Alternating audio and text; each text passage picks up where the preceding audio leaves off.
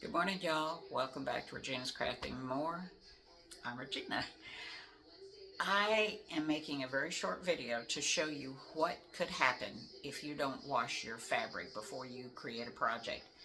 So many people say, no, I never wash my fabric. It's just a wall hanging. I'm never going to wash it. Well, let me tell you what. If somebody was to accidentally throw something on your quilt and you needed to wash it, if there was a disaster or a leak in your house and it got on your quilt and you needed to wash your quilt, wall hanging, door hanging, table runner, whatever, you would need to wash it. I know this is a controversy because you have to wash it, then you have to give it some best press or some kind of spray starch and iron it. Yes, it's a process. When I first started taking quilting lessons, that was the first thing they told us. Wash your fabric. And this was at a quilt shop. Wash your fabric. Fold it in half the way it comes with the selvage edges together and press it. Spray a little spray starch or best press. You know, I think then they were hawking the best press. It doesn't make any difference. You could use faultless spray starch. But let me turn this camera around and show you. My toilet is whining. Hang on just a second. Let me turn this camera around. This is my patriotic fabric that's going to be my borders, my outside border. This is what was in my post on the group. Look at that. It's been soaking for about 5 or 6 minutes in extra warm water, not super hot water, but extra warm water. And that's what's happening. It started doing this when I started running the water, and it was still not cold, but cool, and it already started running. And then when I put in the warm fat, this is what happened.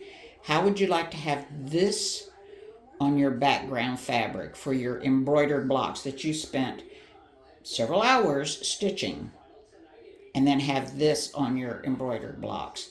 If you had a white background on your embroidered box or a really light blue, oh my gosh, how would you like this to be on your background fabric? This is why I wash it in the tub.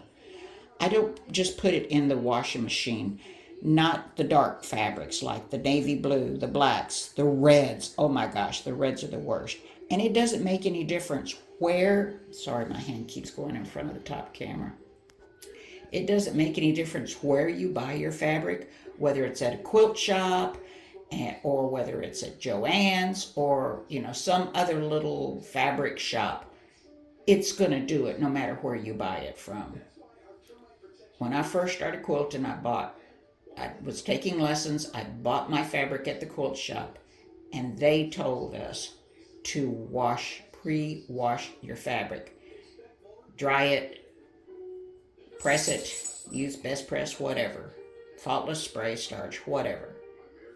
I do this until I have no more color. I let it soak a little bit. I drain the water. I fill it back up. Let it soak a little bit, swish it around, drain it, fill it back up. It usually takes 3 or 4 of this method to make sure that you're not going to have any more bleeding. If you just put it in the washing machine and wash it a couple times, you don't know if it's finished bleeding. Yeah, you could buy what are those things called? Color catchers. But I don't know.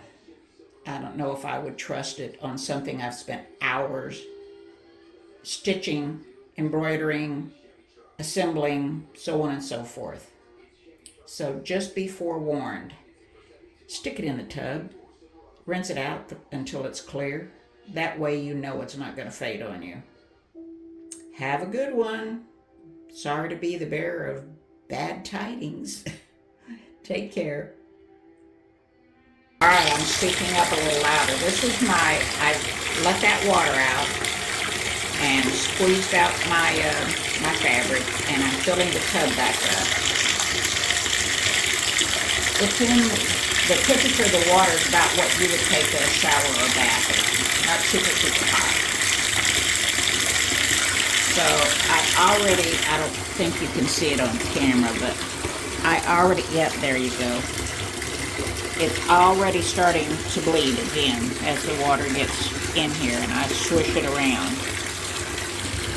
So this is, can you see that hint of blue? It's kind of hard to see on camera, but as I swish it around, I think you're going to be able to see.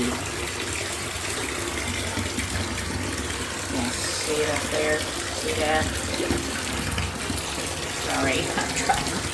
Don't mean to make you sick, trying to hold the camera and do this at the same time. So it's already starting to bleed again. This is the second rinse. I'm going to let it sit a minute. I'll be right back.